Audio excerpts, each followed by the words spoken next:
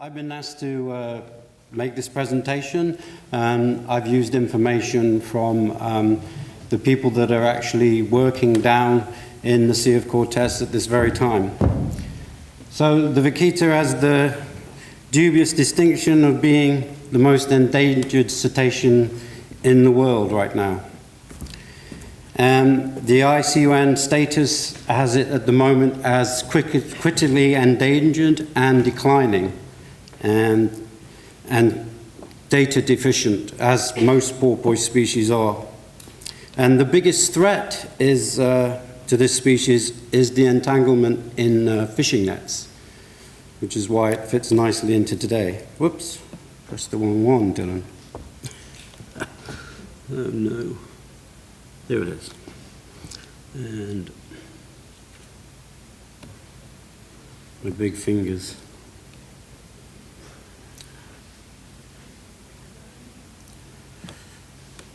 Okay. So the vaquita only occurs in the Sea of Cortez and is restricted to this range in the very top of the Sea of Cortez. It covers an area of 4,000 square kilometers. There you can see the range. It's a very small area, and there a picture of the vaquita. The vaquita is a relatively new species, in fact, because it was actually only discovered in the 1950s by a couple of scientists walking on a beach, found some skulls, studied the skulls and found actually this was a different species. I think up until that time, porpoise, when seen in the Sea of Cortez, were thought to be harbor porpoise. But these scientists made a description in 1958, and it became a distinct species at that time. Still today, though, little is known of the biology and the ecology. But the actual place where it's lived, its habitat, is described as clean and healthy. So it's not a problem of the habitat that is causing the decline in the population. And that decline at this present time, or through the last years, has been at 20% a year.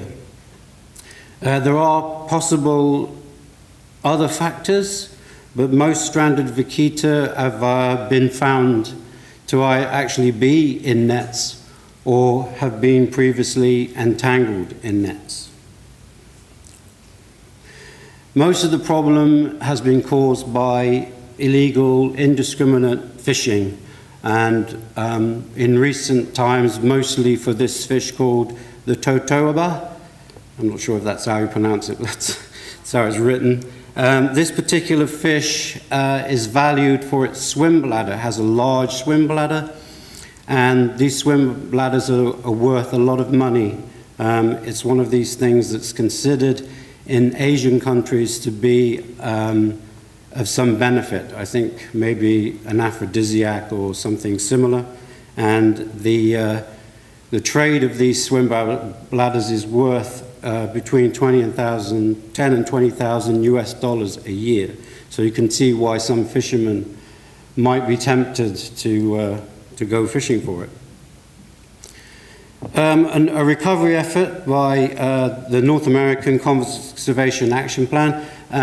It's my understanding that because there's cross-border trade between Canada, the USA, and Mexico, that means that this species is actually listed as endangered in those three countries. So this tri-national scientific cooperation between those countries began in 2008.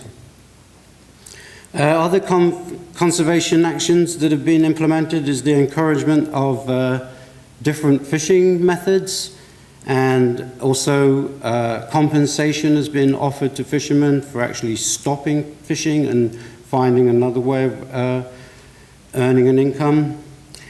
And the Mexican government had been asked to implement a gill net ban throughout the vaquita's range.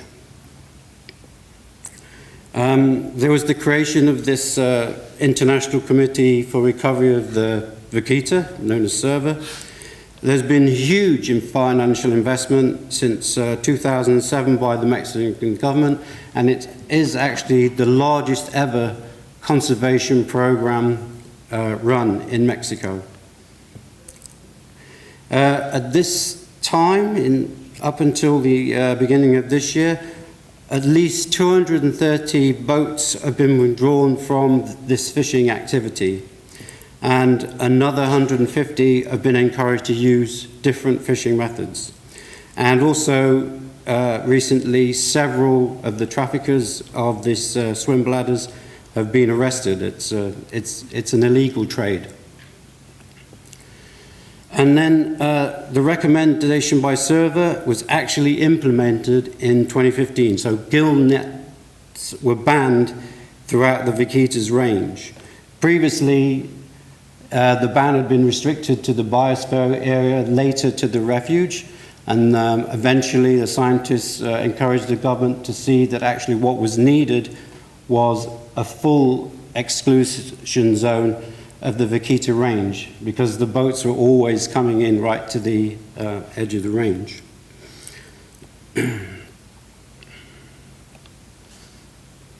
But the present estimate of the population is still very bad and could be as low as 60. And there is a team, as I said, down in the Sea of Cortez at the moment. They'll be there until, I think, the beginning of December, undertaking an abundance survey. And there's a web link there for what's happening on a daily basis. I can give that to anybody later if anybody wants to check that out. We haven't got time to go looking at that now. So how can the WC help, and how can you help? And I think one of the main things is that more people need to know. So the more people you can tell about the Vaquita and what's happening to the Vaquita is a very good thing to do. There's online petitions. Get as many people as you know to sign the petition. We have actually put together a letter. Dylan. You stole my letter. So the WCA have actually written a letter to the Mexican government commending them on what they've done so far, letting them know that we're wanting to help and encouraging them to actually implement this gill net ban for a longer period than 2 years in order to give the Vaquita more chance to recover. And this particular letter we're going to try over the next few days. I'll be passing it around to get individual people to sign it. And then also we'll send another letter which also have organizations headings on it. So members of the WCA, anybody else who wants to be put on there, that'll come out in an email. When we got in touch with the people running the present study, the main thing that they came back with is what they needed was money. So we're going to try and raise some funds, and I got this little bag here, and I'm going to put 250, the equivalent of $250. The reason I say that is because a colleague within the WCA from Norway, Morten Jorgensen, has said that he will match anything up to the first $1,000. So I'm going to put 250 in. So with this 250, we already have 500. So I would encourage people to donate to me, and we'll pass that money on to where it's needed.